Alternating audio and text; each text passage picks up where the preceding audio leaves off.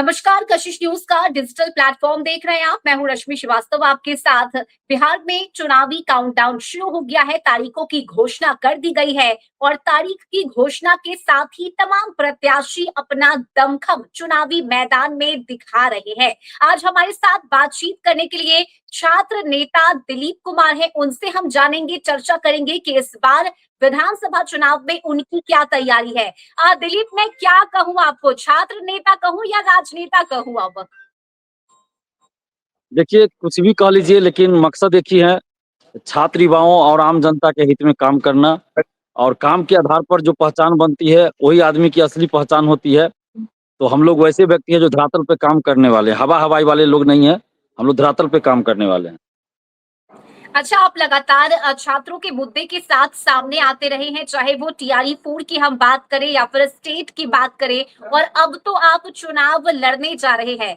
हमने जो सुना है वो सीट बहादुरपुर कही जा रही है, जहां से आप चुनावी मैदान में उतर रहे हैं। क्या वाकई में वही सीट है, और अगर हाँ, तो इस सीट को क्यों चुना आपने? जी, बिल्कुल, बहादुरपुर जो दरभंगा में है, दरभंगा के बहादुरपुर विधानसभा से हम चुनाव लड़ने जा रहे हैं। और अभी एनआर भी हमने कटवा लिया है, जो ज़रूरी होता है चुनाव के लिए, सबसे पहली प्रक्रिया वो भी अभी तुरंत एनआर कटवाया है हमने। और बहादुरपुर का चुनाव हमने इसलिए किया है, क्योंकि मेरा घर जो है बहादुरपुर विधानसभा क्षेत्र में ही आता है। बिर्री पंचायत बहादुरपुर ब्लॉक पड़ता है, तो इसलिए मैंने बहादुरपुर विधानसभा को ही चुना, क्योंकि मेरा गृह क्षेत्र यही है, घर मेरा यही है, सब कुछ यही है, तो इसलिए मुझे इसी क्षेत्र को चुनना था। इसी क्षेत्र को चुना और यहाँ की जनता, समाज सेवी, स्टूडेंट सभी लोग चाहते थे चुनाव लड़े, और इसीलिए हमने बहादुरपुर का चुनाव किया। लेकिन आप किसी पार्टी से आप चुनाव नहीं लड़ रहे हैं, निर्दलीय उतरने का आपने फैसला लिया है, क्यों ऐसा? देखिए, सभी पार्टी आज न कल सरकार में रही है बिहार में, और जब भी हम लोग आंदोलन किए हैं, कोई भी पार्टी सरकार में रही हो, और ये मतलब समझिए कि आज कोई पार्टी ऐसी नहीं बची है जो ये कह दे कि हमारी जब सरकार थी तो हमने युवाओं के लिए काम किया, लाठीचार्ज नहीं किया युवाओं पे। हर पार्टी सरकार में रही है, और उनके समय में लाठीचार्ज हुआ, पुलिस के डंडे चले, आंसू गैस के गोले छोड़े गए, जेल भेजा गया, हम पे लाठियां बरसाई गई। और अभी भी जब टीआरई 4 के लिए आंदोलन हो रहा था, सरकार ने खुद कहा था कि 1,20,000 हम वैकेंसी देंगे। मई में 16 जुलाई को मुख्यमंत्री जी ने घोषणा किया ट्विटर, फेसबुक के माध्यम से। इसके बावजूद भी जब वैकेंसी नहीं आई, हमने तो खुलेआम कहा था कि अगर वैकेंसी सरकार दे दे तो हम सरकार के पक्ष में वोट करेंगे, और चुनाव में हम नीतीश कुमार जी के लिए वोट भी मांगेंगे। लेकिन वादा करने के बाद भी उन्होंने 1,20,000 पे वैकेंसी नहीं निकाला। तो जो सरकार 1,20,000 पे वैकेंसी नहीं निकाल रही है वादा करके, वो 5 साल में 1 करोड़ लोगों को नौकरी देंगी। तो ये तो अपने आप में लगता है कि भाई विश्वास करने वाली बात ही नहीं है। जो 1,20,000 नहीं दे सकता, वो 1 करोड़ देगा। तो ये तो अपने आप में लग रहा है कि झूठा आश्वासन दिया जा रहा है। और जब हम लोग आंदोलन करने वाले थे 4 अक्टूबर को, तो आप देखिए 3 अक्टूबर और 4 अक्टूबर को ऐसा किया गया जैसे लगता है कि बिहार में आपातकाल लगा हुआ है। और 3 अक्टूबर की रात में 8 बजे रात में हमें दरभंगा के लहरियासराय से इस तरह से गिरफ्तार किया गया जैसे लगता है कि दिलीप कुमार कोई बहुत बड़ा अपराधी हो, आतंकवादी हो। जबकि हमारे आंदोलन में हम 10 साल से आंदोलन कर रहे हैं सड़क पर, आज तक कभी कोई हिंसा नहीं हुई, कोई उपद्रव नहीं हुआ, कभी कोई गाली गलौज तक नहीं हुआ, कोई आपत्तिजनक बात तक नहीं बोली गई, शांतिपूर्वक आंदोलन हुआ। कई बार लाठी चला, हम लोग लाठी खा लिए, लेकिन पुलिस पे हम लोग कागज का टुकड़ा तक नहीं चलाए। किसी आम पब्लिक को, दुकानदार को, ऑटो रिक्शा ड्राइवर, किसी को कोई दिक्कत नहीं हुआ।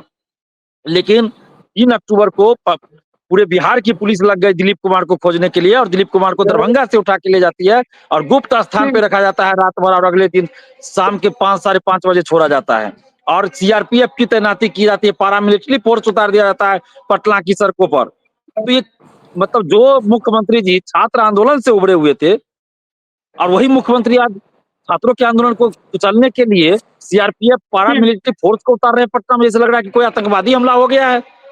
तो ये अपने आप में दुखद है, और उससे भी ज्यादा दुखद है कि जो पार्टी, जो नेता विपक्ष में है, उन लोगों ने एक ट्वीट तक नहीं किया, फेसबुक पे एक पोस्ट तक नहीं किया, मीडिया में एक शब्द नहीं बोले। तो हम लोग किस पे भरोसा करें? सरकार गलत कर रही है, विपक्ष की विपक्ष भी बात कुछ आप नहीं कर कह रहा है। रहे हैं, दिलीप, आप विपक्ष की बात कर रहे हैं, लेकिन बीते दिन ही तेजस्वी यादव की तरफ से प्रेस कॉन्फ्रेंस किया गया, जिसमें उन्होंने रोजगार का आश्वासन दिया है, बिहार के युवाओं को भरोसा दिलाया है। आपको भरोसा नहीं है उन बातों पर? देखिए, हमने पहले भी कहा है कि भरोसा हम उसी पे करेंगे जो पूरा करके दिखा दे, पहले वादा पूरा कर दे तब हम भरोसा करेंगे। और ये कोई नई बात नहीं है, 2 करोड़ भी हर साल नौकरी मिल देने की बात मोदी जी 2014 में किए थे। और क्या हुआ, सारी वैकेंसी को सेंट्रल सरकार ने खत्म कर दिया। आज युवा दर दर की ठोकरें खा रहा है। आप अभी जो काम रेलवे फाटक जो बंद किया जाता है रेलवे गुमती पर, वहाँ स्टाफ नहीं है, रेलवे ड्राइवर को खुद उतरकर गुमती बंद करना पड़ता है। ये भी हम लोगों ने अपनी आंखों से देखा है, दरभंगा की ही बात बता रहे हैं। और मोदी सरकार वैकेंसी नहीं निकाल रही है, तो 2 करोड़ नौकरी तो नहीं मिला। तो उसी तरह अभी पूरा करवा दिया गया कि 10 लाख की 20 लाख नौकरी हम दे दिए सबको। कोरोना के समय भी बिहार में हर ब्लॉक में, हर पंचायत में लाखों फैक्ट्रियां बिहार सरकार ने खोलने का वादा कर लिया और कागज पे खोल भी दिया, लेकिन हमको तो एक भी फैक्ट्री कहीं नजर नहीं आज तक आया। तो इसी तरह विपक्ष और सत्ता पक्ष सभी सिर्फ युवाओं का वोट लेने के लिए तरह तरह की बात कर रहे हैं। नीतीश सरकार ने क्या कहा कि हम 25 से 30 1 करोड़ युवाओं को नौकरी देंगे, तो उसी के जवाब में तेजस्वी यादव जी कह रहे हैं कि हर परिवार के एक व्यक्ति को नौकरी देंगे। लेकिन देंगे तब ना भरोसा करेंगे। पेपर लीक है, आज हर सरकार में पेपर लीक होता रहा है, चाहे वो तेजस्वी जी सरकार में रहे हो, मोदी जी सरकार में रहे हो, बीजेपी हो या आरजेडी, जदयू, कांग्रेस, कोई भी सरकार में रही हो। अब देखिए हर पार्टी के सरकार में पेपर लीक होता रहा और बड़े-बड़े माफियाओं को बचाया जाता रहा है। अभी नीट के मामला में देखिए, अभी सिपाही भर्ती बिहार में देखिए, टीआरई 3 का पेपर लीक हुआ, उसमें देखिए टीआरई 2 का पेपर लीक हुआ, उस पे कोई कार्रवाई नहीं हुई, बड़े-बड़े माफियाओं को बचा लिया गया। तो हर पार्टी तो सरकार में रही है, अगर विपक्ष में है तो भी नहीं बोल रही है। मैं तो कह रहा हूँ तेजस्वी यादव जी अगर पेपर लीक में संलिप्त लोगों पे कार्रवाई का वादा करे, जो बड़े-बड़े लोग हैं, वादा करे, जो हमारे युवाओं को लेकर जो मुद्दे हैं हमारे, उन पे वो लिखित में वादा करे, तो हम उनके उनके लिए हम प्रचार करेंगे, खुलेआम बिना 1 रुपया लिए प्रचार करेंगे। और हमको कोई टिकट भी उनके पार्टी से नहीं चाहिए। कोई भी पार्टी ऐसा कर दे, कोई भी पार्टी, तेजस्वी यादव जी हो, बीजेपी हो, जदयू हो, कांग्रेस हो, लोजपा हो, कोई भी पार्टी, जनसुराज हो, कोई भी पार्टी ये करने के लिए तैयार हो जाए, फ्री में करेंगे। हमको ना कोई पैसा चाहिए, ना उनके पार्टी से टिकट चाहिए। और बहादुरपुर विधानसभा से हम चुनाव भी लड़ना छोड़ देंगे। जब कोई हमारा साथ नहीं दिया, हमारा कहने का मतलब बिहार के युवाओं का साथ किसी नेता ने नहीं दिया, किसी पार्टी ने नहीं दिया, तब मजबूरन मुझे चुनाव में उतरना पड़ रहा है कि जो लड़ाई हम लोग सड़क पे लड़ रहे हैं, सदन में कोई बोलने वाला नहीं है, तो सड़क के साथ साथ अब सदन में भी लड़ाई लड़ी जाए। और इसके लिए हम लोग अब चुनाव में उतर रहे हैं। और बिहार के सभी जिला के छात्र युवाओं की ये मांग थी लगातार, ये दिलीप जी आप चुनाव लड़िए, दिलीप भाई आप चुनाव लड़िए, तो इसलिए अब हमको चुनाव में उतरना पड़ा।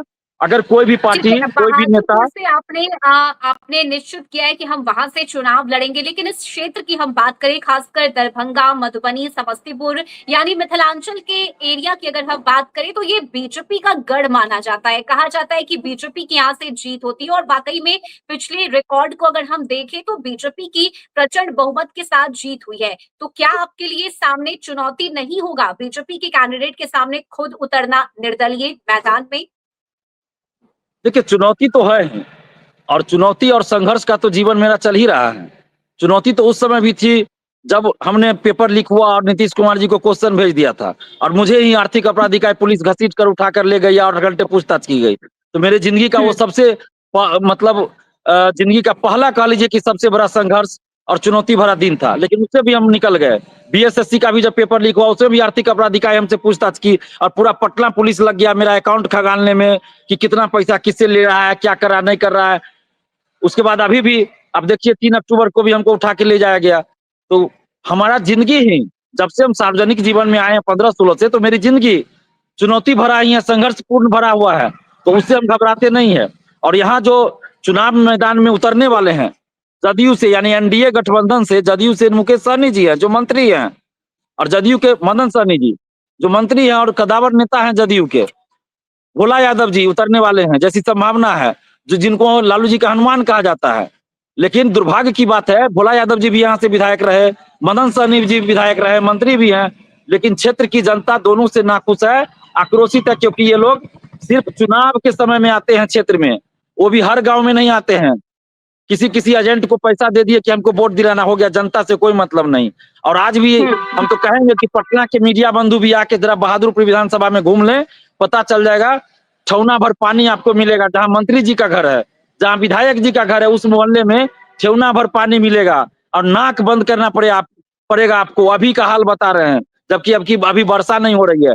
चलने के लिए कई मोहल्लों में मतलब बहादुरपुर विधानसभा का बहुत सारा क्षेत्र है जो शहर से सटा हुआ है एकदम, जो लहरियासराय है, मेन जगह है, सारा प्रशासनिक तंत्र वही है और बिल्कुल। उसी से सटा हुआ बहुत सारा क्षेत्र है विधानसभा बहादुरपुर का। लेकिन उस क्षेत्र में भी पानी लगा हुआ है, रोड नहीं है चलने का, पीने का पानी संकट हो गया, जल संकट उत्पन्न हो गया, जल जमाव उत्पन्न। लेकिन कोई भी विधायक यहाँ के बोलने वाले कुछ नहीं, बस पटना में, दिल्ली में ये लोग कैंप करते रहेंगे, अपना काम करते रहेंगे। और ठेकेदारी में जो टेंडर मिलता है किसी भी योजना में, उसमें रिश्वतखोरी चलेगी। कोई भी काम बिना पैसे के नहीं हो रहा है, चाहे रोड बन रहा हो, कहीं कुछ बन रहा हो, आवासीय बनाना हो, जाति सर्टिफिकेट बनाना हो, नल जल योजना हो, आवास योजना हो, कोई भी योजना हो, बगैर पैसा के ये काम नहीं हो रहा है। और सबको कमीशन चाहिए उसमें, बगैर कमीशन के काम नहीं होता। लेकिन दिलीप कुमार को किसी भी योजना में 1 रुपया कमीशन नहीं चाहिए। दिलीप कुमार को पैसा का लालच नहीं है। हम पैसा कमाने के लिए चुनाव नहीं लड़ रहे हैं। अगर पैसा कमाने के लिए चुनाव लड़ना पड़ता तो हम सरकारी नौकरी छोड़कर 10 साल से आंदोलन नहीं करते। और कई पार्टियों का पहले हमें, अभी तो नहीं आ रहा, लेकिन पहले 3 साल 4 साल पहले, 2 साल पहले बहुत ऑफर आता था बड़ी बड़ी पार्टियों का। हम पार्टी भी ज्वाइन कर लेते, पैसा भी हमको खूब मिल जाता। लेकिन हम अपने जी। सिद्धांत के साथ समझौता नहीं किया और आगे भी नहीं करेंगे। हम जिस मुद्दे को लेकर चल रहे हैं उस मुद्दे के साथ कोई समझौता नहीं। और अभी जो आपका सवाल था पार्टी को लेकर, तो मैं तो खुली चुनौती दे रहा हूँ कि कोई भी पार्टी बिहार का सामने आ जाए, जो हम लोग का डिमांड है उस पे बात करे, लिखित में आश्वासन दे, हम उनके लिए प्रचार करेंगे और पूरा बिहार का युवा उनको समर्थन करेगा। हम चुनाव भी नहीं लड़ेंगे, तब छोड़ देंगे हम चुनाव भी नहीं लड़ेंगे बहादुरपुर से। लेकिन कोई पार्टी आए सामने, अब पेपर लीक में संलिप्त लोगों की पत्नी को टिकट दीजिएगा, बगल में फोटो खिंचाइएगा और कहिएगा कि भाई हमको बिहार के युवा वोट दे दे, हम ये कर देंगे वो कर देंगे, ये नहीं चलेगा। अब हर किसी के हाथ में मोबाइल है। अब 2005 से पहले वाला बिहार नहीं है, 2010 से पहले वाला बिहार नहीं है, ठीक अब है, यानी 2025 वाला छात्रों बिहार का है। समर्थन आपके साथ ज़रूर है, क्योंकि जिस तरह से लगातार आप उनके संघर्षों में उनके साथ रहे और समर्थन तो आपको मिल रहा है छात्रों का, लेकिन बाकी के लोगों का क्या? उन्हें आप किस तरह से भरोसा दिलाइएगा, जो बहादुरपुर की जी, जनता है? जी बिल्कुल, ये मेरे लिए बहुत बड़ी चुनौती है। और हुँ, चूंकि हर परिवार में, चाहे गरीब हो या अमीर, किसी भी जाति धर्म के हो, हर परिवार में बच्चों को शिक्षा देनी होती है और देते हैं लोग। नौकरी रोजगार चाहिए हर किसी के परिवार में। तो आज जो काम हम कर रहे हैं, जो कोई नेता आएंगे वादा करेंगे, मंत्री बन जाते हैं, विधायक बन जाते हैं, वादा पूरा नहीं करते हैं। वो 5 साल के लिए वादा करते हैं। लेकिन दिलीप कुमार वो काम करके दिखा चुका है जो 25 साल, 30 साल, 32 साल, 35 साल किसी को सरकारी नौकरी मिला है। लाखों युवाओं को नौकरी मिली है बिहार में। जो कोई 30 साल तक नौकरी करेगा, कोई 25 साल, जिसकी जितनी उम्र बची हो उस अनुसार नौकरी करेगा। तो वो काम हम करके दिखा चुके हैं। और हर घर में पढ़ने वाले स्टूडेंट्स हैं, पढ़ने वाले बच्चे हैं, तो उनके भविष्य के लिए हम लड़ रहे हैं। आज कोई नई पार्टी आई और कह रहे हैं कि इस बार वोट बच्चों की शिक्षा के लिए, अपने बच्चों की शिक्षा के नाम पर वोट दीजिए। तो वो सिर्फ कह रहे हैं, लेकिन दिलीप कुमार करके दिखा चुका है। 10 साल से शिक्षा, रोजगार, नौकरी के लिए हम लड़ रहे हैं, लाठी खा रहे हैं, जेल जा रहे हैं और बहुत सारा सुधार भी करवा चुके हैं। तो जो भी स्टूडेंट्स है, युवा हैं, छात्र हैं, हर गांव में है, तो उन्हीं के माध्यम से हम गांव के हर व्यक्ति तक, हर महिला तक, हर पुरुष तक, हर वोटर तक पहुंचेंगे। और आपके चैनल के माध्यम से हम आग्रह भी करेंगे कि जितने भी अभ्यर्थी हैं, छात्र हैं, युवा हैं, नौजवान हैं, वो बहादुरपुर विधानसभा में, अपने गांव में, मोहल्ले में एक एक व्यक्ति को, महिला को, पुरुष को, सभी को बताएं कि दिलीप कुमार ने क्या काम किया और दिलीप कुमार चुनाव क्यों लड़ना चाह रहा है। और दिलीप कुमार को अगर जिताते हैं, वोट देते हैं, तो क्या आगे होगा। क्योंकि दिलीप कुमार किसी से समझौता नहीं करेगा, वसूलों के साथ समझौता नहीं, नैतिकता के साथ समझौता नहीं, सिद्धांत के साथ समझौता नहीं, न्याय के साथ हम लोग आगे चलेंगे। युवाओं के लिए, आम जनता के लिए लड़ेंगे और कहीं रिश्वतखोरी, घुसखोरी नहीं चलेगी। कहीं भी कोई भी अधिकारी या कर्मचारी कहीं भी किसी काम के लिए पैसा मांगेगा, हमारा मोबाइल नंबर हर व्यक्ति के पास होगा। एक बार फोन करेंगे, हम तुरंत वहां पहुंचेंगे, जैसा हमारे पास संसाधन होगा वहां पहुंचेंगे और उस पर कार्रवाई करवाएंगे। 1 रुपया का रिश्वतखोरी नहीं चलने देंगे। आज जब हम किसी पद पे नहीं है, हमारे पास कुछ नहीं है, तब हम देख रहे हैं कि डीएसपी तक को अरेस्ट करवा दिए ना, और बिहार के पूर्व डीजीपी तक को पद से हटवा दिए। जब हमारे पास कुछ पावर होगा, विधानसभा में बोलने का मौका मिलेगा, तो फिर हम बहुत कुछ करके दिखा सकते हैं। बस हमें मौका चाहिए।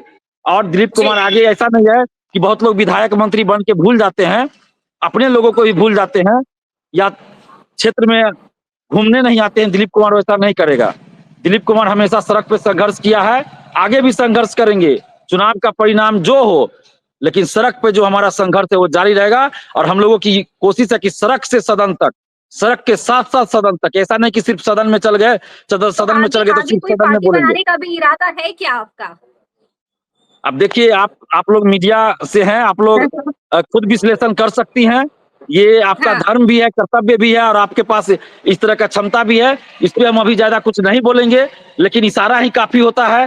तो आपको आप बिल्कुल, बोल भी दी, तो हम लोग अब मैं एक बात और कहना चाहता हूँ, पूरे बिहार की जनता से कहना चाहता हूँ, सिर्फ बहादुरपुर की जनता से नहीं, पूरे बिहार की जनता से, नौजवानों से, युवाओं से, सभी वोटर से, मतदाता भाइयों बंधुओं से कि आप किसी भी पार्टी या समर्थक जरूर बनिए, समर्थक बनिए, गुलाम मत बनिए, गुलाम नहीं हुँ, बनिए। जो उम्मीदवार बिल्कुल, आपको सही नहीं लगे, किसी भी पार्टी का हो, उसको वोट मत दीजिए। पैराशूट से किसी उम्मीदवार को खड़ा कर दिया जाए, उतार दिया जाए और उसी पार्टी में बरसों से संघर्ष कर रहे हैं, नौजवान हो, बुजुर्ग हो चुके, उनको टिकट नहीं मिलता है, लेकिन किसी सेलिब्रिटी को उठा के ला दिया जाता है, टिकट दे दिया जाता है, चाहे कोई भी पार्टी के हो, नचनिया, गवनिया, बजनिया कोई भी हो, ऐसे लोगों को वोट बिल्कुल नहीं दीजिए। राजनीति को इन लोगों ने मजाक बना दिया है। चलिए राज्यसभा ठीक है। में अब आपने ठान लिया है कि आपको चुनाव लड़ना है और निर्दलीय बहादुरपुर से आप मैदान में उतर रहे हैं। पहले तो आपको बहुत सारी शुभकामनाएँ और आपने ये दावा भी किया है कि जनता का समर्थन और प्यार आपके साथ है। आप अगले 5 सालों में अगर जीत कर आते हैं तो बहादुरपुर के लोगों के लिए आप काम करेंगे, तो बहुत बधाई आपको और देखना होगा कि जनता आप पर कितना विश्वास करती है। बहुत शुक्रिया दिलीप कुमार आपका हमारे साथ इस बातचीत के लिए। जी, बहुत-बहुत धन्यवाद।